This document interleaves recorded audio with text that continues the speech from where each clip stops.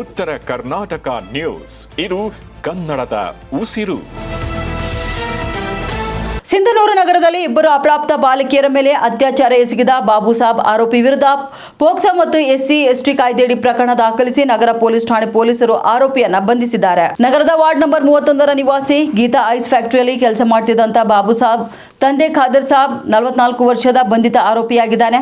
ಶಾಲೆ ಓದ್ತಿರುವಂತಹ 8ನೇ ಹಾಗೂ 9ನೇ ವರ್ಷದ ಇಬ್ಬರು ಬಾಲಕಿಯರಿಗೆ ಶಾಲೆಯನ್ನು ಮುಗಿಸಿಕೊಂಡು ಬರುವಾಗ ಪ್ರತಿದಿನ ಜೂನ್ 10ರಿಂದ 15ರವರೆಗೆ ಅತ್ಯಾಚಾರ ಎಸಗಿದ್ದಾನೆ ಎನ್ನಲಾಗ್ತಿದೆ. ಜೊತೆಗೆ ಈ ವಿಷಯ ಯಾರಿಗಾದರೂ ತಿಳಿಸಿದಲ್ಲಿ ನಿಮ್ಮ ತಂದೆ ತಾಯಿಂದರನ್ನ ಕೊಲೆ ಮಾಡ್ತೇನೆಂದು ಬೆದರಿಕೆ ಕೂಡ ಹಾಕಿದ್ದಾನೆ ಎಂದು ಪೊಲೀಸರು ಪ್ರಕರಣ ದಾಖಲಿಸಿಕೊಂಡು ಈ ಪ್ರಕರಣವನ್ನು ಗಂಭೀರವಾಗಿ ಪರಿಗಣಿಸಿ SP DYSP ಮಾರ್ಗದರ್ಶನದಲ್ಲಿ ನಗರ ಠಾಣೆಯ PI ವೀರರೆಡ್ಡಿ ನೇತೃತ್ವದ ಪೊಲೀಸ್ ತಂಡ ಅತ್ಯಾಚಾರ ಆರೋಪಿಯನ್ನು ಬಂಧಿಸುವಲ್ಲಿ ಯಶಸ್ವಿಯಾಗಿದ್ದಾರೆ.